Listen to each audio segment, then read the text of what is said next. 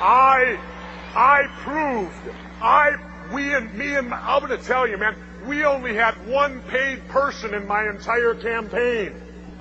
And that was the campaign manager, because he left his private sector job to do it full time after the primary. My campaign was completely volunteer, and do you know how much money that I actually raised to become governor of Minnesota? $300,000. Now, the Democrats and Republicans, they spent nearly $10 million. Now do you realize why I'm not popular with them?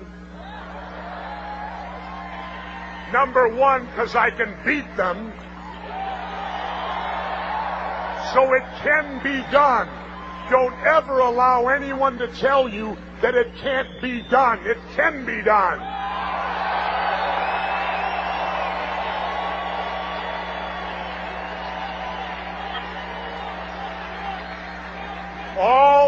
All we need, not this year, all we need is a fair and level playing field. And that's what we're here to achieve, is to try to get a fair and level playing field so the rest of us, America, and believe me, here in Minnesota, independents on polls, we're the majority, 40%. And yet, what are we made to do? We're made to pick the lesser of two evils.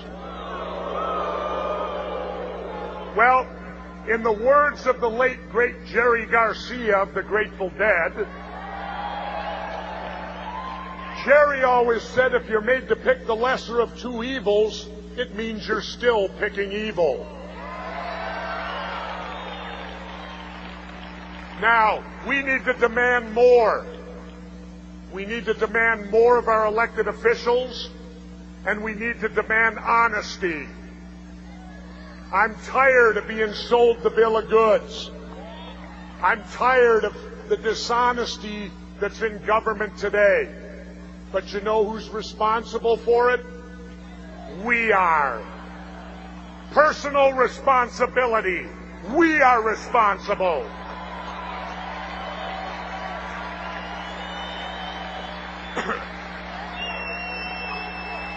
Now,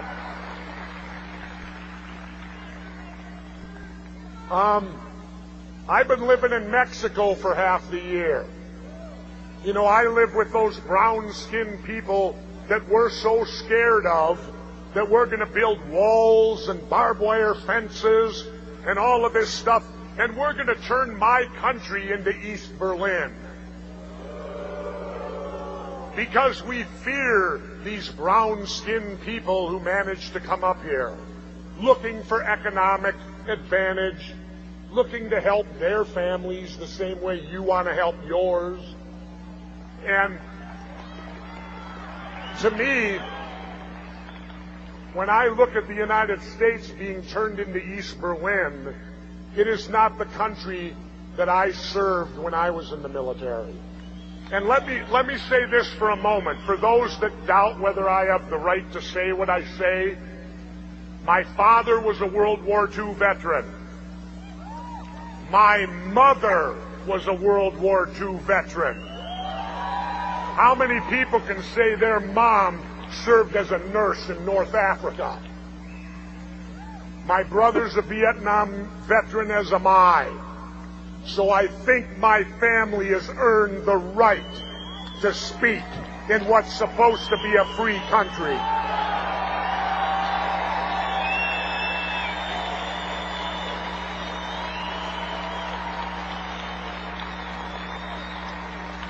It is time for us to take our country back and to make these elected people start looking at that document called the Constitution.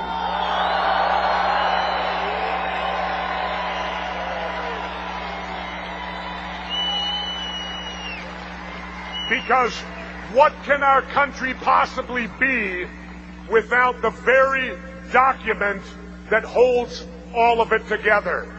Today, the Democrats and Republicans could give a damn less about the Constitution.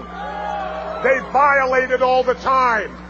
I mean, look what just happened. The Democrats gutted the Fourth Amendment.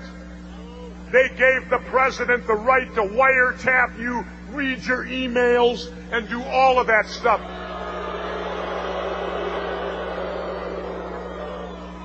It's called illegal search and seizure.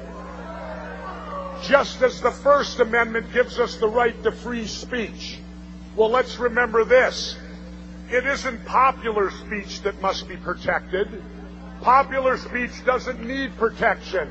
It is unpopular speech that you protect.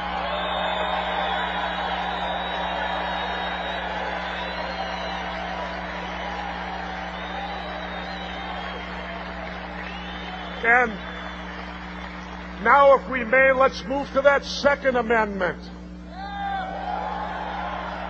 Now, I'm not a gun-toting fool, but I get so pissed off when I hear them saying, well, we're not going to take away your ability to hunt.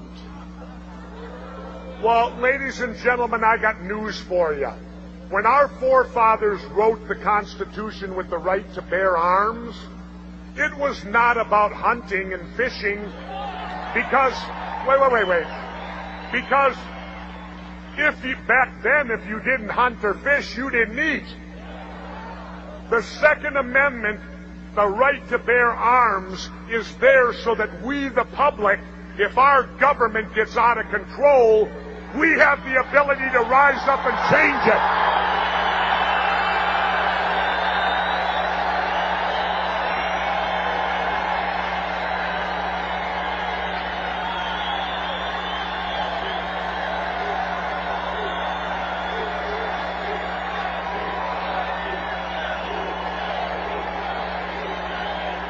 Thank you.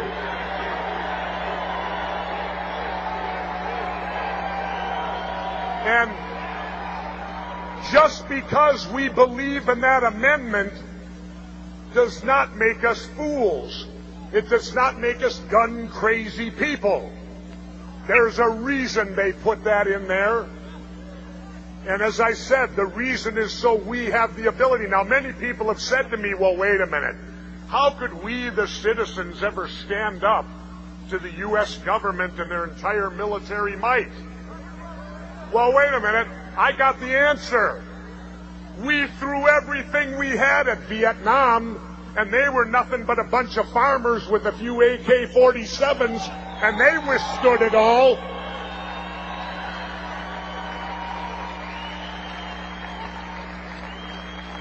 So, ladies and gentlemen, don't ever, ever let them take our rights. The hell with this Patriot Act.